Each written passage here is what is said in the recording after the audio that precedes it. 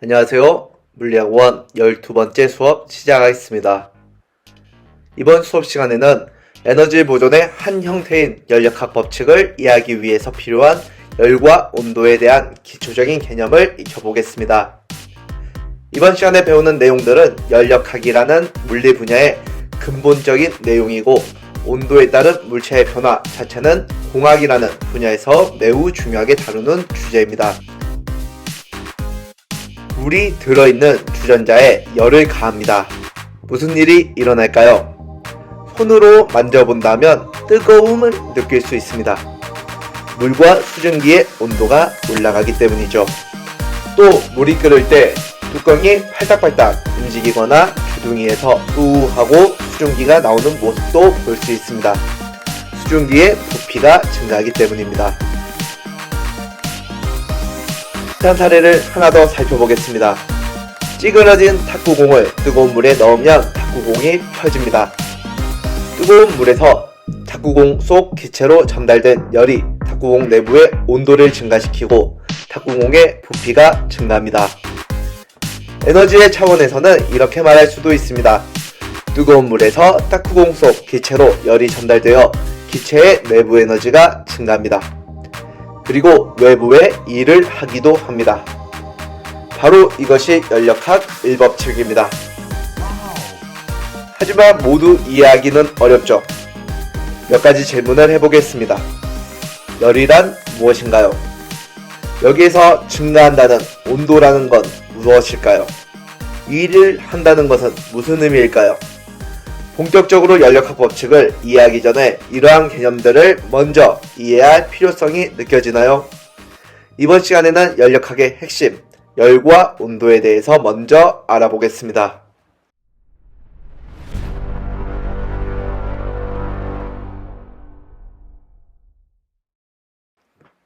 온도란 물체의 차갑거나 뜨거운 정도를 말합니다. 이러한 정도는 사람의 감각에 따라서 나타낸다면 매우 주관적입니다. 똑같은 우리나라의 봄 날씨도 더운 적도지방에 살던 사람에게는 춥게 느껴질 거고요. 추운 극지방에 살던 사람에게는 덥게 느껴질 겁니다. 이것을 객관적인 수치로 표현하여 누가 봐도 동일하게 나타내는 것이 바로 온도입니다. 온도는 템퍼러처의 앞글자를 따서 대문자 T를 기호로 사용합니다.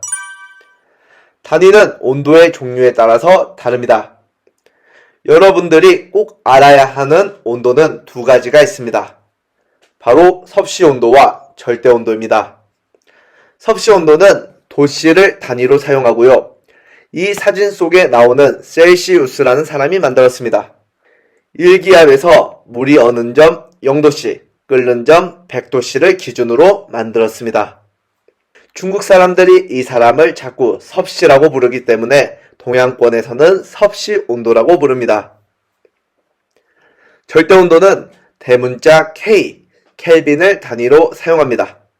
말 그대로 이 사진 속에 나오는 켈빈경이라는 사람이 쓰자고 주장했고요.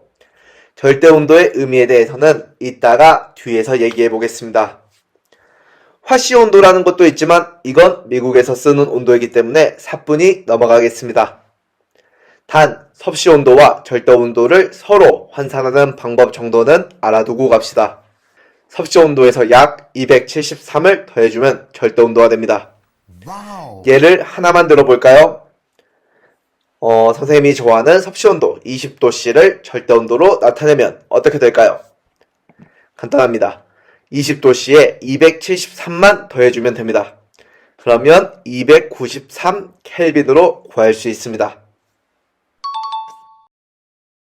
그렇다면 왜 두 가지를 모두 알아야 할까요? 다음의 문장을 한번 소리내서 읽어봅시다. 철수는 기온이 253 켈빈인 어느 추운 겨울날 보일러를 작동시켜 방의 온도를 293 켈빈으로 조정했고 돈가스를 튀기기 위해서 기름을 423 켈빈으로 가열했습니다. 이게 어느 정도인지 감이 오나요? 만약 감이 안 오고 느낌이 싸하다면 그게 정상입니다. 그렇다면 이걸 섭씨 온도로 나타내 볼까요? 짜잔! 밖의 기온은 마이너스 20도씨였고요. 방의 온도는 20도씨였습니다.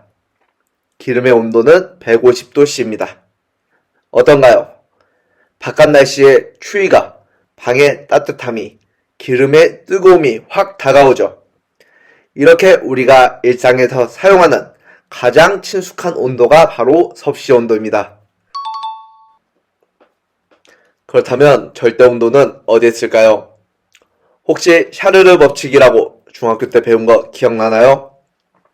압력이 일정할 때 기체의 부피와 온도는 비례합니다.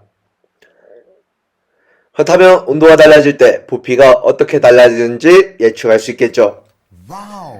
온도가 100도씨일 때 부피가 100리터인 기체는 온도 200도씨에서 부피가 어떻게 될까요? 여기에서 200리터라고 말하면 또 함정에 빠진 겁니다. 섭씨 온도에서는 이러한 관계가 성립하지 않습니다. 하지만 이 질문은 어떨까요? 여기에서 400켈빈일 때 기체의 부피가 200리터라고 하면 정답이 됩니다.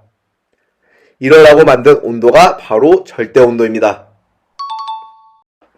물리학, 특히 연력학을 하는 사람들에게 온도란 분자 운동이 활발한 정도를 의미합니다.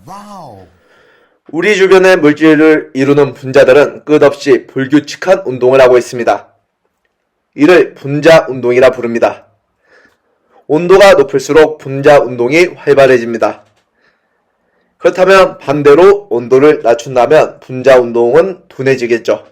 그리고 언젠가 평균 속력, 평균 운동 에너지가 0이 될 겁니다.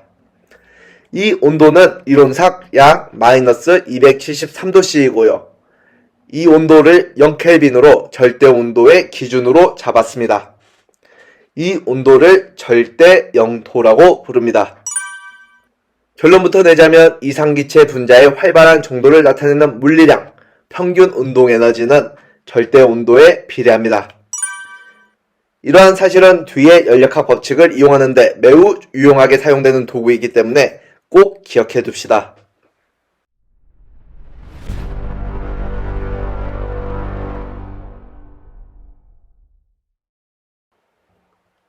지금까지 우리는 온도에 대해서 알아봤습니다.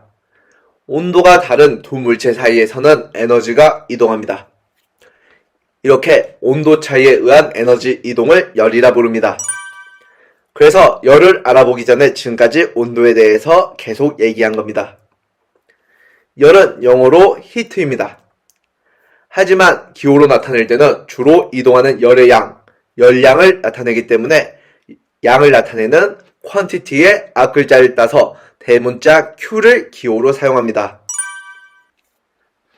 단위는 에너지가 이동하기 때문에 우리가 지금까지 써왔던 줄을 사용하거나 CAL, 칼로리를 사용하면 됩니다. 열에서 여러분이 기억해야 할 가장 중요한 핵심은 방향입니다. 열은 항상 높은 온도의 물체에서 낮은 온도의 물체로만 이동합니다. 고온의 물체에서 열이 방출되었다고 고급스럽게 말할 수 있습니다.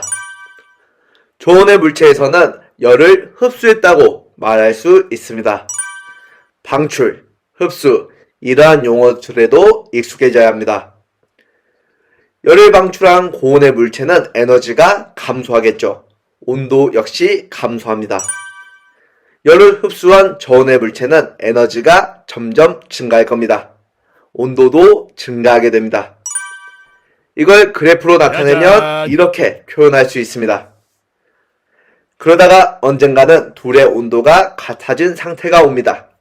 이를 열평형 상태라고 부르는데 이때는 온도 차이가 없어지기 때문에 열의 이동 역시 없어지게 됩니다. 열에 대해서 공부한 기념으로 여러분에게 이제 무시당하지 않는 방법을 알려줄게요. 손으로 아이스크림을 쥐고 있으면 차가움이 느껴집니다. 그 이유가 뭘까요? 손으로 냉기가 이동해서 라고 얘기하면 무시당합니다.